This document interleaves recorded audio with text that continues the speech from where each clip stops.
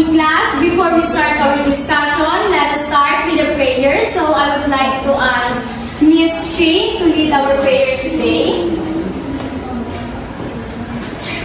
In Jesus' name we pray, Amen. Amen. So now, good day students. Hope you have a wonderful morning.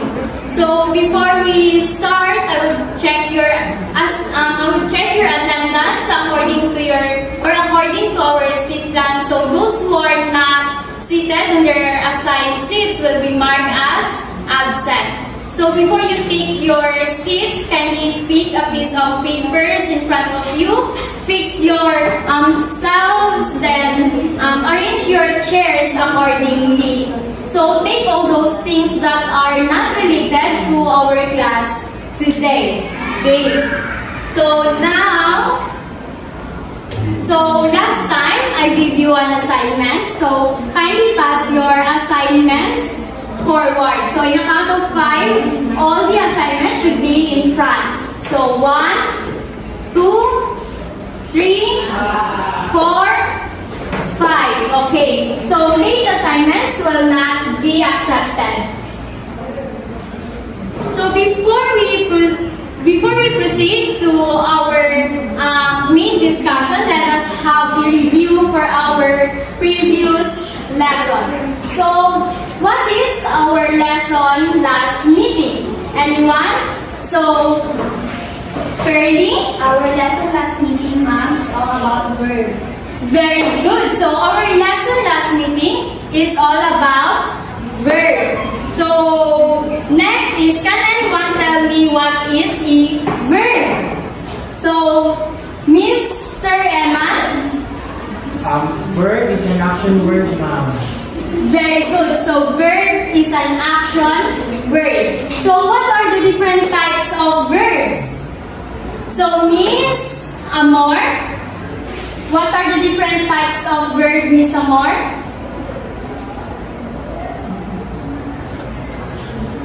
So, okay, very good. So, the different types of verbs are the leading verbs, we have action verbs, and the helping verbs. So, you all have to listen and understand to our previous discussion. So, now I may call on our next teacher, Eman, for our next activity. So good morning, class.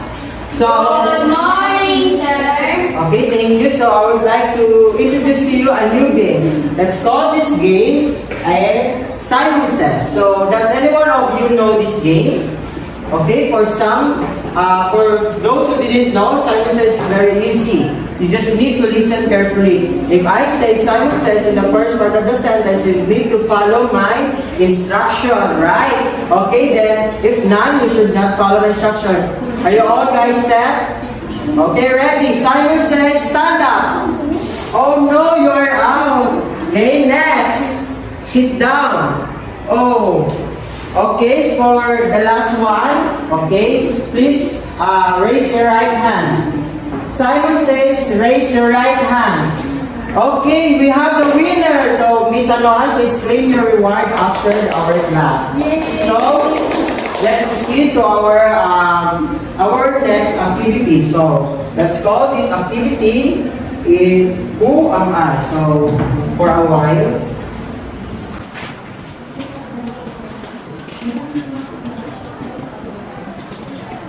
Who wants to read our instruction? Yes, Miss Anohan. So, complete the following sentences by passing the appropriate words on the board. Okay, so you just need to complete the sentence by pasting the appropriate words on the board. So we'll give you some words and you need to fill in the blanks. Are you all guys excited? Yes. Okay. Okay, read the first question. Yes, Miss Bandara. What is your name? So what would be the appropriate words in the first question? What? What? What is your name? Okay, Miss Bandara, can you paste the word what?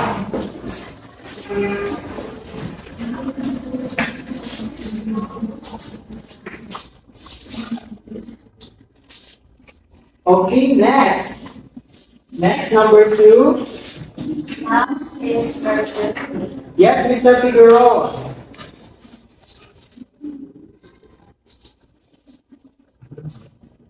What could be the appropriate words of the number 2?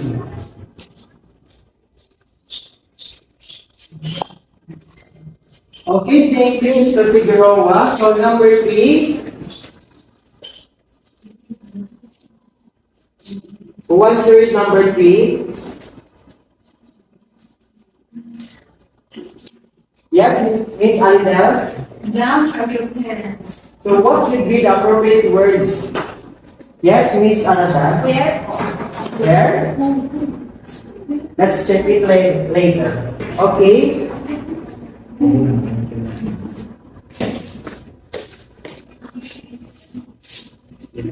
Where? Okay. So number 4. Number 4, wants to read number 4? Yes, Miss Tan. Number 4. Blank activity. So what would be the appropriate word for that? Where? Okay, so you can replace the word where with who in the number 3.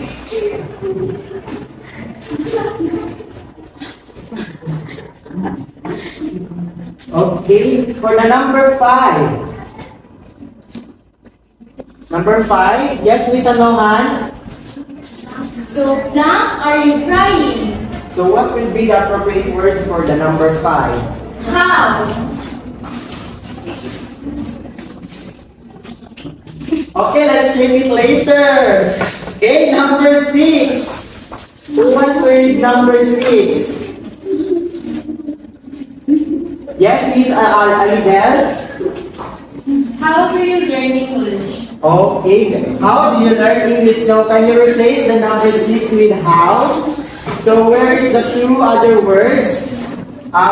Miss Subali, can you pass it forward? Okay, thank you. So that's right. So let's check with how. So number 1 is what is your name? Correct. Number 2, when is your birthday? Number 3, the correct word is who. Okay, number 4, where did you live? Number 5 is why. Why are you crying? And lastly, number 6 is how. How do you learn English? So, I would like to ask, what did you observe in the following sentences? Anyone? Yes, Miss Berlizo? Each question is asking for a... Yes, they're asking for a certain information. So, what information does each question seek? Yes, what is giving an information of a place or a thing. Okay, second one is when. When is asking for a time and date. Okay, next, who? Who is asking for what? The Person, correct. And number 4, where? Where is asking for? Place. That's right, class. So number 5, why? Why is asking for? reason. And a reason. Okay, and number 6, how? How is asking for? Method. Or a method or a process. That's right. Thank you so much, class. So, I would like to ask you, what could be our possible topic for today? It's all about, Yes, Miss Tan. I think it's all about WH question. WH question. Okay, thank you. So, to have a little introduction for about our topic, so may I call on Teacher Barlizo to introduce to you our objectives. Let's give him a round of applause, class.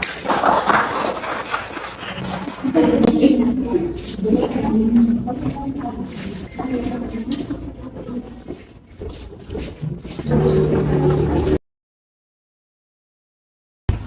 good morning once again. Here's our objectives. So at the end of the lesson, the learners will be able to identify the different WH questions.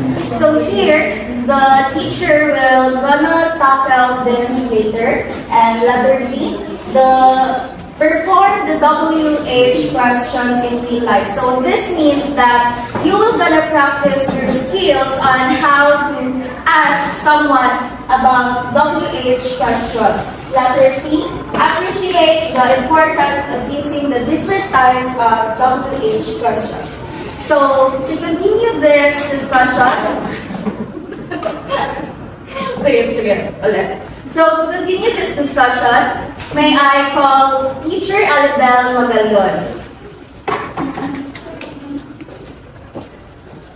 So, thank you for that, Teacher Shane. So, before we are going to dive into the world of WH questions, let me first introduce to you the importance of WH questions. So, the WH questions are designed to elicit information instead of using simple yes or no responses. So, these questions typically begin with informative words such as who, where, why, what, when, and how. So, let us first tackle the first word or the first WH word, who. So, may I ask who wants to read its definition? Yes, Miss Lanuman. So, who? This is used when you want to inquire or ask about a person or about a people. So, the word who is used to ask information about people, or you want to know about a specific information about that people. Let me give you an example. So, first example is, who is that? So, you are asking or you have encountered a person that you do not know. So, you want to ask some information about that person. Next example is, who did you invite to your graduation party? So, you are asking for who are the guests of that person in his or her graduation party. Next is, who are your best friends? So, you are also asking who are the best friends of that persons. Anyone who wants to give another example, starting with the WH question, who? Yes, Miss Merlizo. You want to give an example? Who is your crush? Yeah, who is your crush is also an example of WH questions. That's great. So next, we have here the WH word or WH question, what. So what is used if you are asking for information about a thing. So you are asking about an information about an object, content, or about the about a thing. So we have here an example, what is your name? So you are asking about the name of the person. You are asking about a specific information about that person. So the difference between who or what is that, if we are going to review what have we talked earlier, is that who is when you are asking about an information about a person or about a people. Again, so very good. So in what you are asking about the information about a thing or an object. So remember the difference, class, huh? So next, let's proceed to where. Who wants to read its definition? Yes, Miss? Where, use where to ask about a place or location. Okay, very good, thank you. So we are using where if we are asking about a specific location of a place. So example, where is the school canteen? So you are asking where the school canteen is located. Next, where is your house? Or where is my dress? So you are asking where the dress is designated. So next, let's give an example about where. Guys, are you listening at the back? Yes, Yes, ma'am. thank you. So, Mr. Ayman, you want to give an example about the WH word where? Where is your brother? Very good, you really are listening. Next, let's proceed to why. So why? It is used to obtain an explanation or a reason. So in why you are asking about the reasons for actions, events, or situations. For example, why are you always late? You are asking the reason of that person. Why is he or she is late? Very good. Why are they running? So why are they running? You're asking why they are running. So why did you text me? So you are asking the reason of that person. Why did he or she is texting you? Next. Let's proceed to how. So we are using, or wants to read the definition? Yes, miss. Yeah. So how we use how to ask about a method or way. So thank you for that, Miss Anoman. So we are using how if we are asking about the method or a way of a specific thing that we are going to do. So for example, how did you turn on this computer? Can we ask, what did you turn on this computer? Is it okay or not? Now it is. Yes. But in how, just like what I have said earlier, we are asking about the method. So the correct word that we have to use is how. Next is how to cook lasagna. So we have also different types or expressions are used in questions in questioning how, such as how much, how many, how often, and how far. Let us discuss one by one. So, in how much, it refers to the quantity or a price. Example, how much money will I need? So, in how many, it refers also to a quantity. So, they have the two of them has a similarity. It's just it differs from some areas.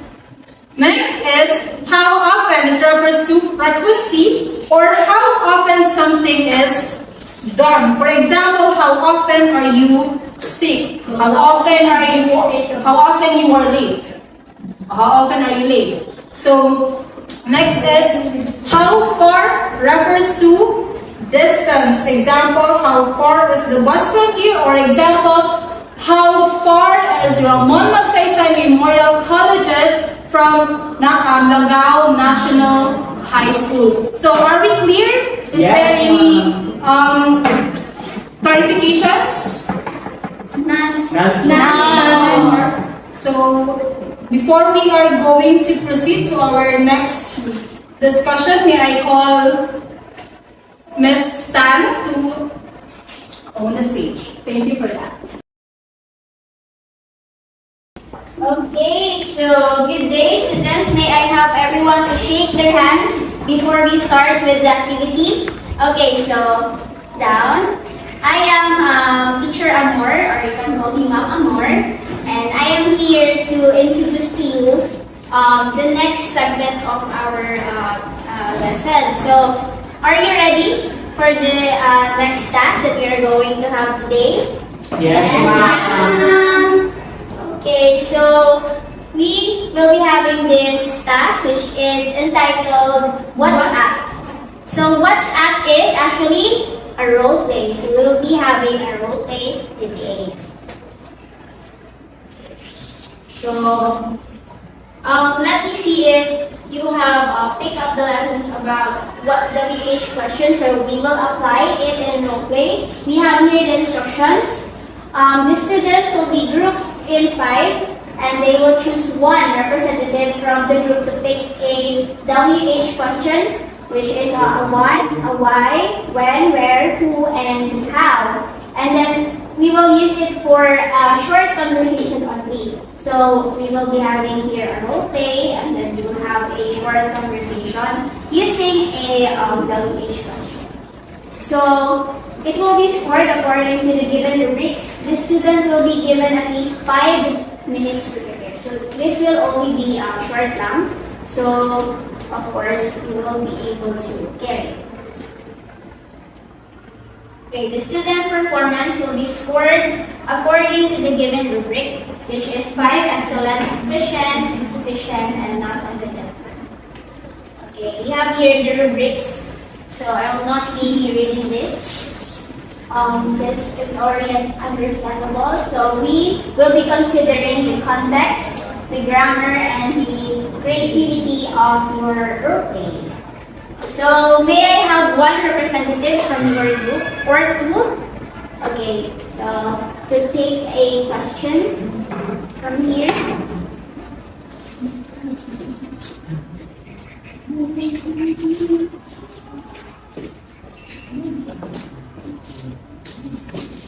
Okay, so what? Okay, for Sir Eman, we have the what question, and for the other group, we have the where. Okay. You have 5 minutes to prepare for the role play. Okay, I will give you enough time for it. Okay, time's up. May I have the first group to do the role play? This is short role play. Okay, so let us have the first group. They have chosen the question what? In front, please.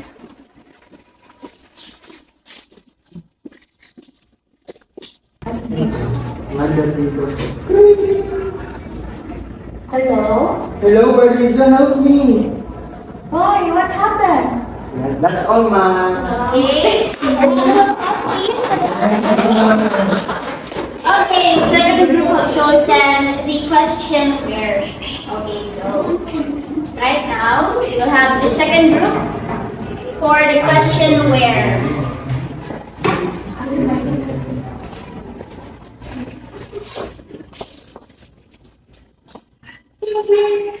Hello? Hi, Judy. I am going to celebrate my birthday. You are invited. Where? Where is the venue? Just at my house. Yay, thank you! Welcome. Alright!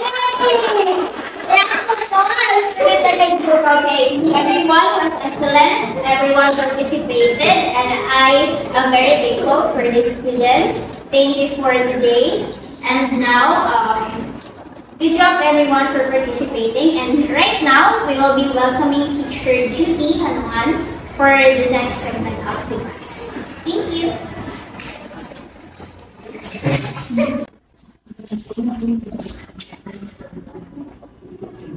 So now that we are done with our discussions, and I assume that you have already understand our lesson today about the WH questions. So now we will have your quiz. So kindly get in 1/2 crosswise for your quiz. Now for the instructions or directions we have here, fill in the blank of each question with the correct WH question word. So we have when, where, why, who, what, and how. So strictly no erasure with your paper, okay? So kindly only write the correct answer. So there is no need to copy the sentence. So for number 1, can we answer it? So I'll give you a couple of, I will only give you 1 minute to answer each items.